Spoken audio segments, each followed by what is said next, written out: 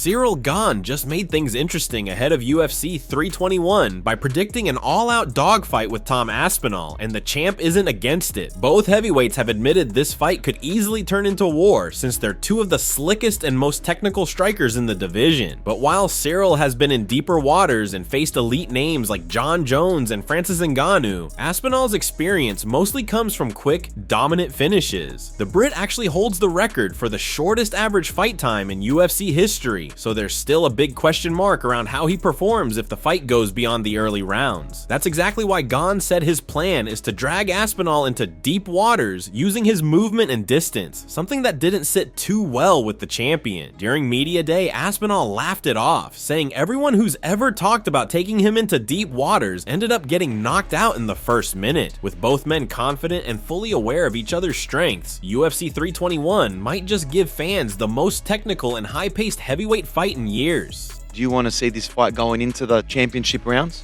Maybe. We will see. Like, I'm not a magician, I'm not a good answer, but like I did, I can finish the fight at the second, first one, or maybe we can do for 25 minutes. I'm ready for everything. How do you see the fight going? A dog fight, I'm expecting, and I hope it's going to be a dog fight. At first for me, because it's a big challenge, and I want to feel this, and also for the fan, also for the crowd. How do you think Alex Pereira would go in the heavyweight division? Very well. I think he's a dangerous guy. He built up. We can see that he's from the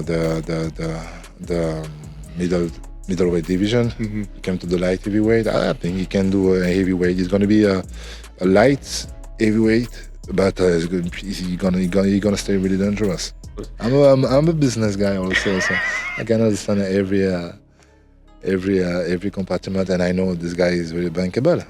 Middleweight news just keeps heating up. Robert Whittaker has officially voiced his interest in fighting Sean Strickland on the historic White House card in June 2026. Whittaker said he's been eyeing that matchup for a long time, not out of bad blood, but because he loves the stylistic challenge. Strickland currently sits at number 3 in the rankings, and Rob believes a win over him would catapult him right back into title contention. For fans, that's a dream matchup. Two high-level strikers who never shy away from a brawl and are both known for their relentless pace. Meanwhile, over on the McCano and Burns podcast, the hosts discussed who they believe Dricus Du Plessis will face next, and their pick was Brendan Allen. Allen, who is coming off a huge win over Rainier de Ridder, vows to make a title run and give Khamzat Chimaev a run for his money. However, Brendan still needs a win or two before even thinking about a title shot, as the middleweight division is stacked right now with fighters like Fluffy, DDP, Strickland, and others looking to break through. Now let's hear what the Brazilians had to say. It will be Brendan Allen versus Dricus Du Plessis. That's a good fight. And there's a lot of history there, back and forth, you know. Bro, Brendan hates this guy forever. He's been talking forever. Before he becomes a champion,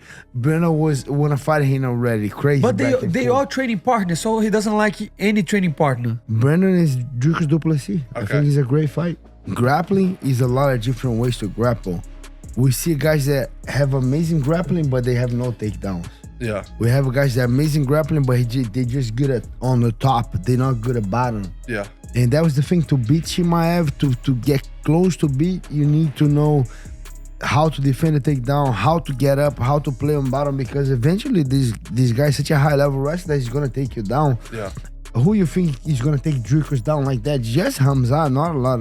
Dricus? Yeah. Fluffy, my brother. Fluffy I think Fluffy's fucking beating Khamzat Chimaev. Huge news just dropped about Khamzat Chimaev's next fight. In Usha Taika's recent coverage of the ACA event, Khamzat was in attendance supporting his teammates, Guram Kutataladze, who made a successful post-UFC return with an impressive TKO win, and Abdul Rahman Dudayev, whose fight ended in a controversial split decision win. Cameras caught Khamzat looking visibly frustrated when the scorecards were announced, clearly unhappy with the result. After the event, Usha Taika reporters tried to get a quick interview with Khamzat, but he refused, continuing his stance against the outlet, which we covered in one of our recent videos. Instead, they spoke to Khamzat's longtime friend Aslanbek Badayev, who ended up revealing some key details about what's next for the champ. Before we roll the clip, here's some context. Ramadan begins in February and ends in March, and according to Aslanbek, Khamzat was aiming to fight before it, wanting to avoid a long layoff after his August bout with Du Plessis. However, he was forced to change those plans. Let's roll the clip. С Хамзатом здесь о чем-то пообщаться удалось, ну так, по планам, по еще чему-то. Удалось пообщаться, он будет после Рамадана биться. Он был готов биться и до Рамадана, но там, как я понял, обстоятельства сложились, и его поставили перед фактом, что он будет биться после Рамадана. Возможно, мы увидим его на турнире в Белом доме. Это будет исторический момент, и это, наверное, то, что войдет в историю и уже не повторится, возможно, да? И, конечно, это тот карт, куда каждый, наверное, боец хочет попасть.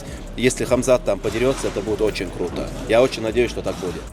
Kamaru Usman just dropped some bold praise, calling Ciryl Gane one of the most complete athletes in the UFC, and you can bet that didn't sit well with everyone. Cejudo immediately disagreed, sparking a debate ahead of UFC 321, where Gane is set to face Tom Aspinall in a heavyweight title showdown that's got fans buzzing. Meanwhile, outside the cage, there's drama with Aspinall's future. His dad and longtime coach made it clear he shouldn't sign a new UFC contract after his current 3-fight deal expires, hinting that they only want him to take those 3 fights and then consider other options. It's wild considering Aspinall once openly said back in 2016 that he planned to leave MMA entirely to pursue boxing. So the fact his camp is already planning a tight exit strategy isn't that surprising. Cejudo predicted Aspinall to win this fight due to his wrestling ability and power, but Kamaru couldn't make a prediction, calling this one of those fights that feels impossible to predict because both guys are so good. Now let's roll the clip. I'm going to go on the whim and say that Ciryl Gane is probably on the short list for the best all-around athlete in the UFC. I'm going to go on the whim and say that because to best all-around athlete, for what it takes to be an athlete. We measure being an athlete by how well you can run, jump, throw, right? Have you seen this guy dunk a bat? You know he can dunk a basketball? Yeah, but you know what? You could talk about him being an athlete. This is the sport of mixed martial arts. So it really Have you seen him fight? Bro. Have you seen him fight? He's good. He's good. The way that I see this fight is, I think this is the first time that we're probably going to see Tom possibly go 5 rounds, bro.